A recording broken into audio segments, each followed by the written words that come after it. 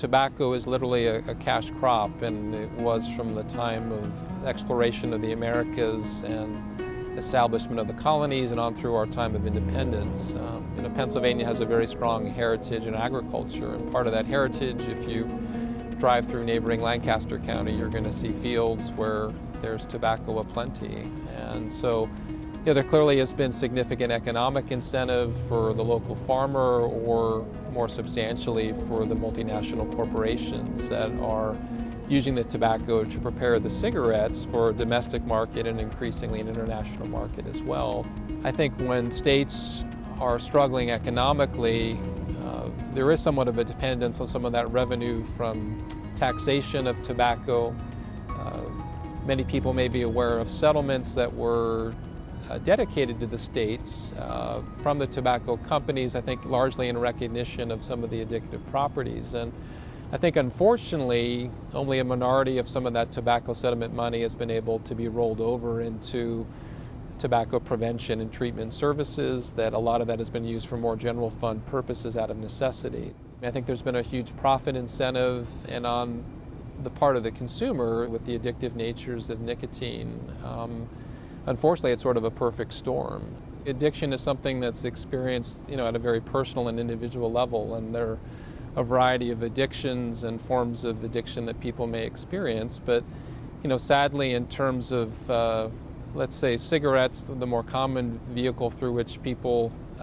will use tobacco and be exposed to nicotine, that many people have characterized the cigarette as the perfect vehicle for delivering what is a very addictive substance. And some people have compared it to some of the more really volatile and addictive forms, let's say, of illicit substances such as cocaine. And I think part of the role of the physician, the nurse, the other healthcare professional is hopefully to have an open and honest conversation about addiction. In many situations, people may be engaging in some form of self-treatment, some form of self-medication, and there may be an underlying anxiety, depression, or other mood disorder that really deserves concomitant attention. And if you attempt to strip away from the patient really what for them is a coping mechanism, and if you don't provide them any support by way of withdrawal they might experience or addressing some of the underlying issues, you may not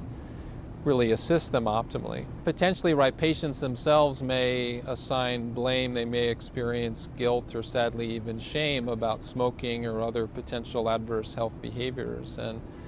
I think unfortunately we in the health profession, whether it relates to obesity, exercise, tobacco, or other substance use, instead of really engaging people to really help them take some positive steps forward, on some occasions may participate in that same sort of blame game and may marginalize them, and we may diminish any efforts they might be taking to wanting to change a behavior in a positive direction, such as smoking cessation. So